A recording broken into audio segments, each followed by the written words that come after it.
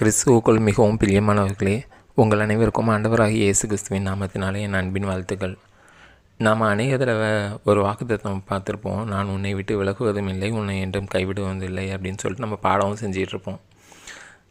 நம்ம இதுக்கு ஒரு வசனத்தை வேற சேர்த்து எடுத்துப்போம்.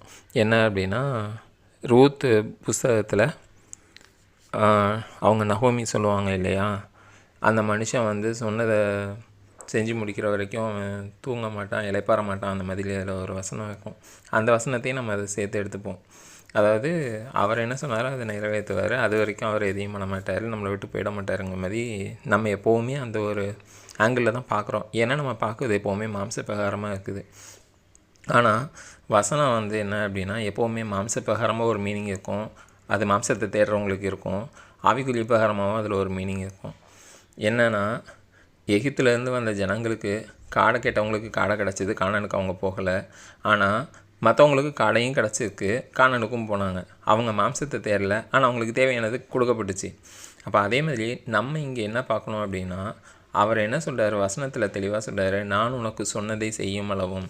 அப்போது அவர் நமக்கு என்ன சொன்னார் அப்படின்னு பார்த்தோம் அப்படின்னா, நமக்கு மத்தேயுவில் தெளிவாக சொல்லியிருப்பார்,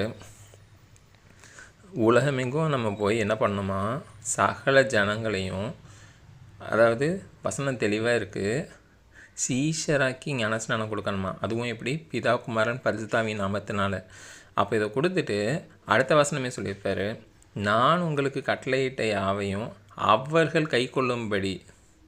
அப்போ என்னவா, ஒருத்தங்களுக்கு ஞானஸ்நானம் கொடுத்தா போதாது, அவங்கள சீஷராக்கு வச்சுல. இன்னொன்று நமக்கு தெரிய வேண்டிய விஷயம் என்னென்னா, அவங்க இந்த வார்த்தைகளின்படி கடைப்பிடித்து நடக்க வேண்டியவங்களா பேச வேண்டியது நம்மளோட வேலை. பட் அது கிளியை நம்ம செய்ய முடியாது, பட் அதை ஒபே பண்ண வேண்டியது நம்ம வேலை.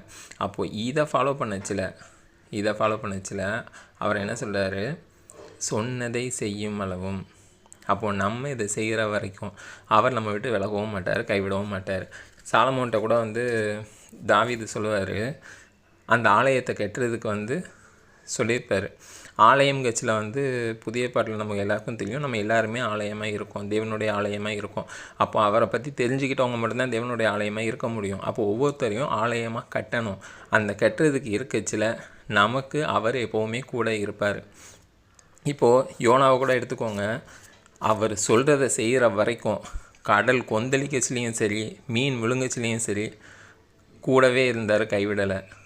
அப்போ அவர் கடைசியில் சொல்ல வந்தது என்னது, நினிவேல போய் மக்களை ரட்சிப்புக்குள்ளாக வழிநடத்தணும். அதை செய்கிற வரைக்கும் கூடவே தான் இருந்தார்.